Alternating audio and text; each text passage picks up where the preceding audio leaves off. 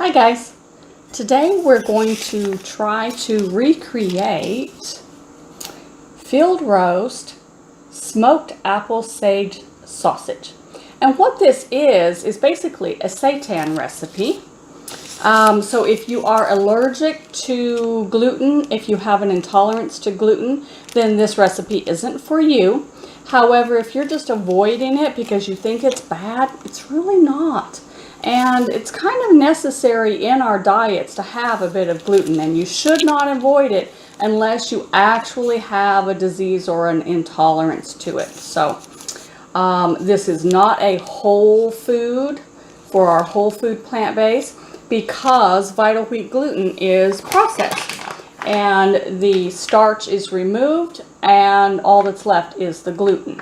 So just know that ahead of time. This is very much vegan, very much vegetarian, but is not technically a whole food plant-based recipe. So it's something that we should have in moderation, not an everyday thing, which I might make this once a month, once every 2 months. When I do, I make a large batch and I put some in the freezer so that I don't have to make it very often because it is quite time consuming and it creates a big mess, and I'm lazy, guys, okay? So you're going to be with me as I recreate this recipe just off of the ingredient list here, taking out the ingredients that we don't want in our diet, basically oil and salt and all that. And I've kind of written down what I think it should be, and you'll be with me as I test it out. Okay, now I do want to say that the recipe calls for water, purified water. You can use veggie broth if you prefer. And what I'm going to do is start with my wet ingredients, and then since the only dry ingredient is the spices and then the vital wheat gluten, I'm going to just add that in last. Now be advised that when you're making seitan, you have to keep your wet and your dry separate until the very end, because once that vital wheat gluten is added, it starts stringing, which is what you want it to do, and it starts processing and that gluten activates. And when that starts, you can't add more ingredients in, okay? So that has to be the last thing that you add. So we're gonna start off, instead of dried apples like field roast uses, I'm gonna use applesauce, and I'm gonna start with 1 cup. And I'm just putting this in a bowl here. And then it says purified water. So I'm going to start with 1 cup of water. And like I said, you can use veggie broth if you want to add a little more flavor. And they use Yukon Gold potatoes. And all I had was russet in my fridge, and I always keep potatoes pre-cooked in my refrigerator. I batch cook them and keep them in the fridge for using. So I took out 3 potatoes, this size, fit in my hand, just so that you know, and I peeled them, chopped them up, and then I put them in my food processor and just made them so that they're chopped up real small. So they're still crumbly. They're not, you know, mushed together like mashed potatoes. And we'll start with this. And like I said, I'm doing this for the first time here with you watching. So if we have to adjust amounts, we'll do that later, right? So I've got 3 potatoes, because like I said, I do like to make large batches, freeze some. Right now there's 3 in our household, but when I make these, it is something that we really, really like. And having some in the freezer ready to go is really nice. I prefer them cold. But you can heat them up on a grill. They will hold together. Put them in a pan and dry fry them. Warm them up a little bit in the oven. You wouldn't want to do that for too long because you don't want to actually cook it. They're already cooked. You just want to heat it up. I prefer just the taste and texture of them cold. So this is what I've got so far. Potatoes, applesauce, and water. See? And this is our liquid component. So the vital wheat gluten has to glom onto that. Okay? And then it calls for onion powder, which I was out of. So I just took some of these dried minced onions, put some water into them, and let them sit a little bit. So I'm actually going to have onion flakes. Now you can use onion, an actual, onion, and chop it up if you want to use fresh, or you can use the powder. And I've got 2 tablespoons there of that. Now remember that seitan is only flavored by what seasonings you put in. It doesn't have a flavor. So if you don't add enough spices, your seitan on your sausage is not going to have enough flavor. So don't think that I'm going overboard here with my spices. You really want to put a lot of spices in. Okay, it actually calls for yeast. So I've just got some active dry yeast, and I'm going to put just a teaspoon in. And I have seen some seitan makers put yeast, and I guess that helps it puff up. We'll see. So as I put everything in, I'm just kind of mixing. All right, and it just says generic spices, and it doesn't say what, and so I'm going to add some parsley flakes. And, whoops, let me get my measure. And I'm going to use 2 tablespoons. That's my 2 tablespoon measure. Because like I said, everything that we add, we want to add a lot of it. Okay, and then garlic powder. And again, 2 tablespoons.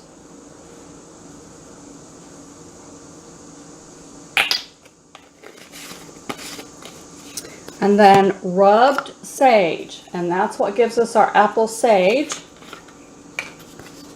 I'm going to do 2 tablespoons of that.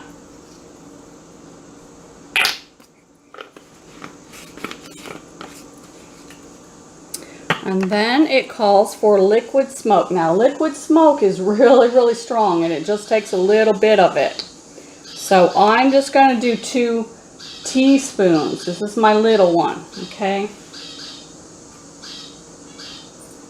Actually, I think I'm going to, 1.5 to 2 teaspoons of the liquid smoke. Because that stuff is pretty strong. And that's what's going to make it taste like smoked apple sage. And then I'm just, sorry, probably couldn't see me there off camera. Just giving that a really good stir.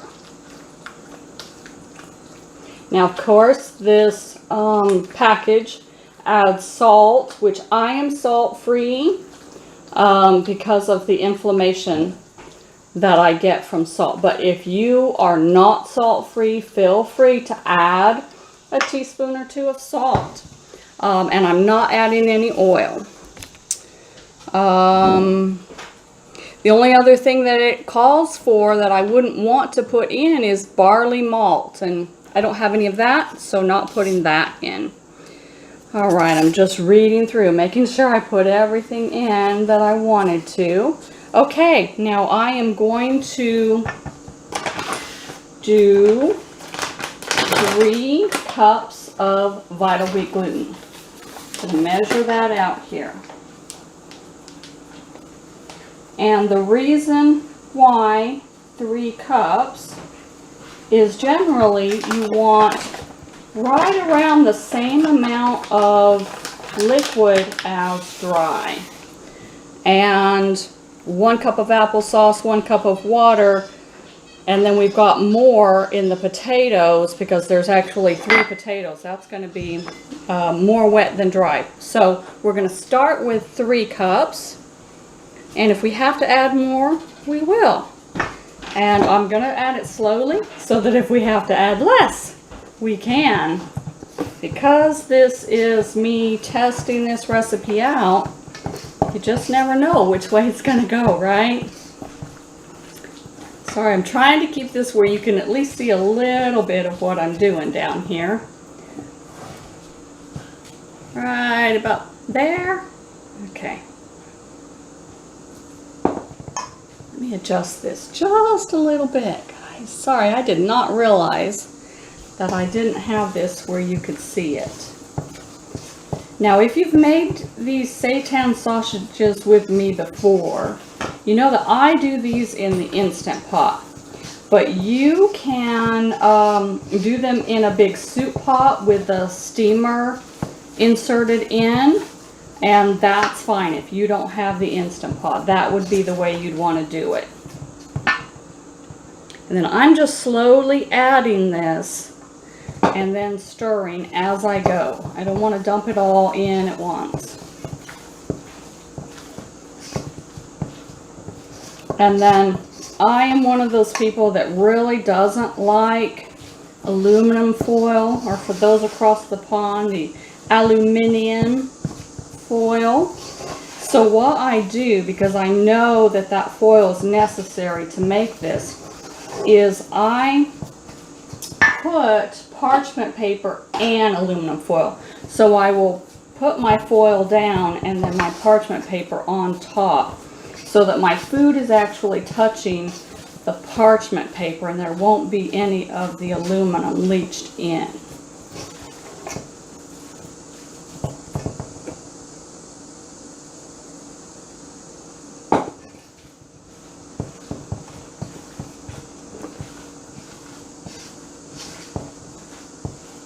And I just keep mixing this and making sure I'm getting everything off of the sides.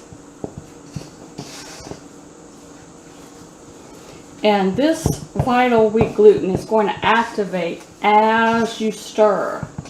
So there shouldn't be a whole lot of kneading.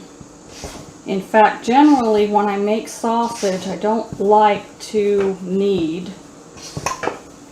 I try to mix it as little as possible. So really I'm just mixing enough to get this activated and incorporate it in.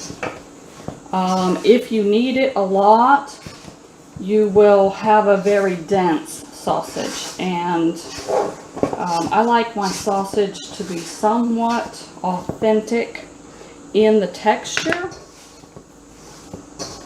And now I'm doing this with my hands because it's not so messy anymore. I'm making sure I get everything off the sides.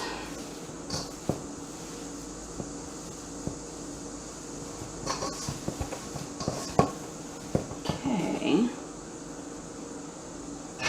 And then just the last of this. And I'm mixing it in. Hopefully you can see that real well.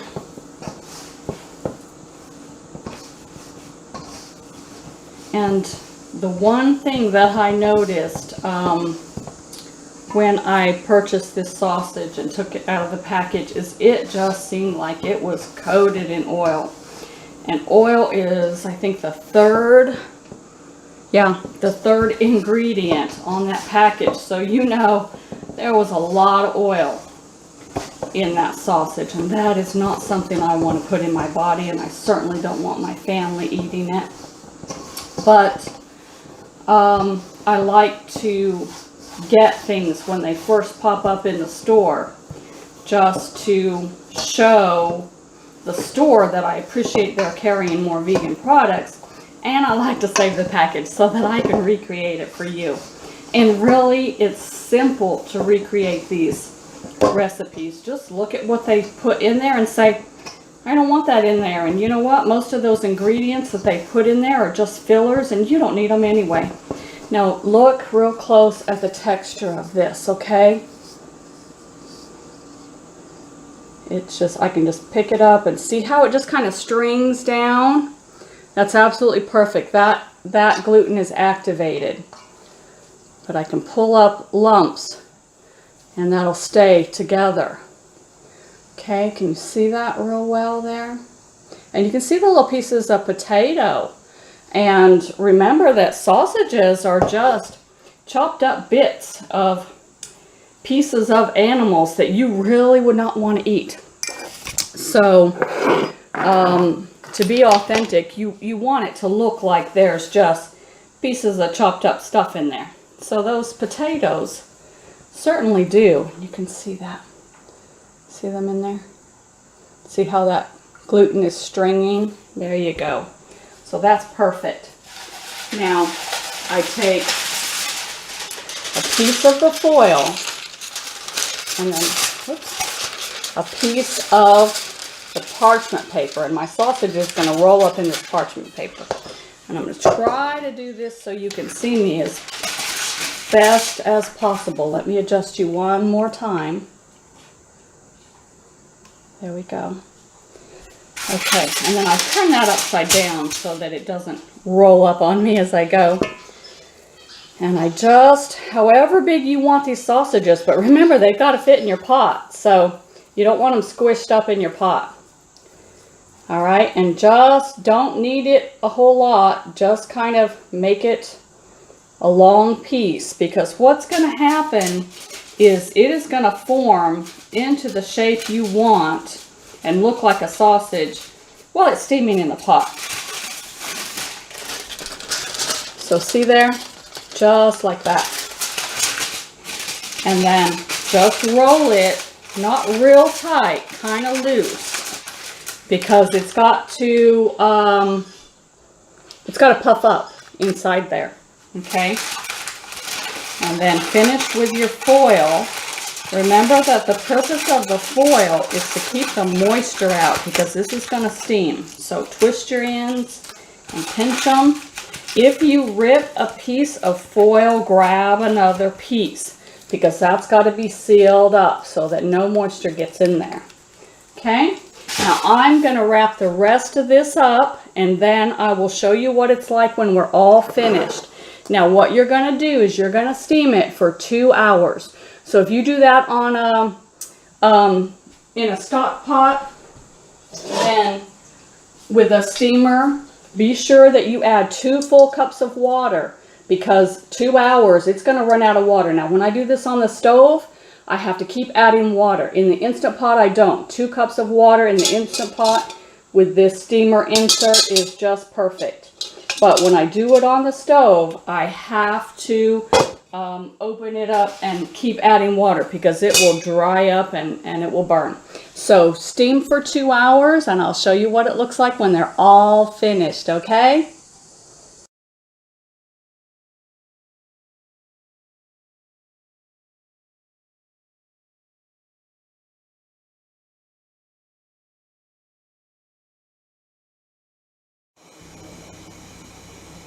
Okay, they're all done. I'll show you what I've got. Let me roll it up close.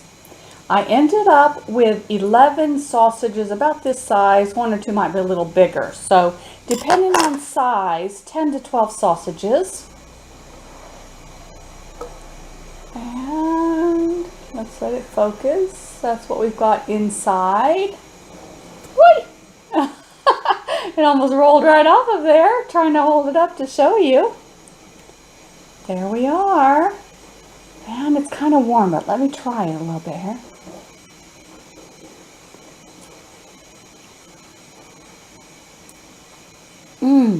Yeah, I can taste the apple. Just a hint of sage. So if you want it to be a little more sagey, then do more than the 2 tablespoons. But yeah, the potatoes inside, I don't know how well you can see that, kind of gives it a look like a marbled effect, like as if there was fat in the sausage, which of course real sausages would have. So all in all, I'd say this is a win. This will be in the cookbook. My cookbook, just so you know how it's going, doing very well, getting lots of recipes together. I have found a local business who will actually print it for me, help me put it all together and print it for me for just a portion of the proceeds. It will be called Celtic Cooking, and our apple smoked sage sausages will be in there too. So if you want the recipe written down, sorry, you'll have to wait for the cookbook to come out. But don't be afraid to just pause and write down those ingredients as we went along. I was just trying the recipe out and creating it as you watched. So hope you enjoy this one. This is definitely a winner. Have a good day, guys.